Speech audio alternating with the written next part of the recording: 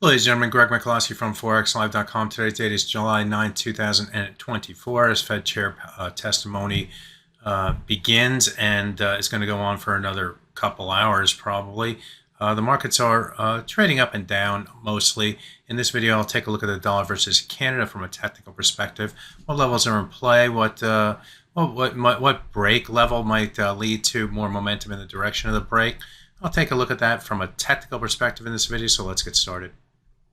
Starting off by taking a look at the 4-hour chart. If I were to do this right here, this is where most of the price action has taken place in the dollar versus Canada. And in trading last week, the price low came down toward the low of this swing area, and also, or this red box right here. The previous week it came down to actually at the low, prior lows through here all came in right near this 1.3596 level. That level also happens to correspond with the 200-day moving average. So keep that in mind. Now, we're not near that level. We're currently at 1.3639. So there is some buffer, if you will, between the current price and that level down there. But if the price were to move lower, that 200-day moving average would be important.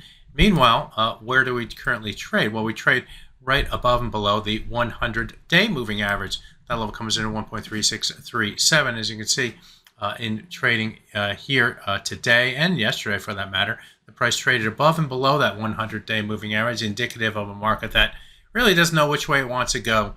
It's off the lows, that's for sure, but we are down and trading near the lows of this red box right through here. So you can't really say that the buyers are taking more control or the sellers are taking more control, but and that's a confusion around the 100-day moving average.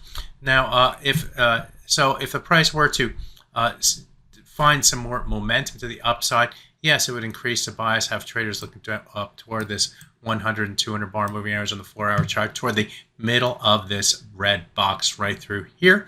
That's where we were going on that side, and on the downside, we need to get below, obviously, the 200-day moving average and possibly the 38.2% retracement of the move up from the December low to this high right here. So it's pretty clear we're kind of in the middle of those ranges. Now let's take a closer look at the hourly chart, see if it's telling us any or giving us any clues off of it.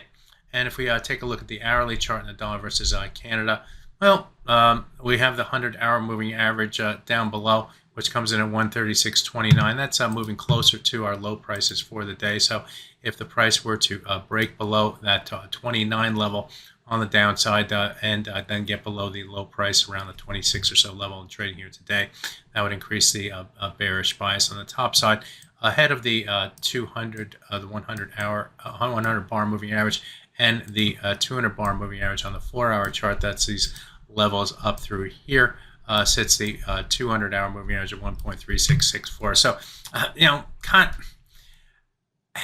there's not a lot of conviction here in the dollar versus Canada, and perhaps that that is an opportunity. Why? Because if the market were to make a break outside of, let's say, this range right through here, you look for momentum because we've traded in this range for about 2.5 days at least, or 2 days at least for this currency pair. So when the market non-trends, it tends to then look to trend in the direction of the break. So be aware of that.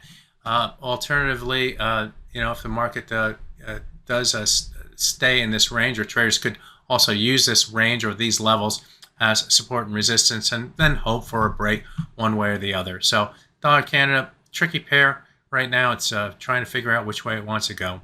My name is Greg Michalowski with the Forex Quick Look at the dollar versus Canada. Good fortune with your trading. Bye-bye now.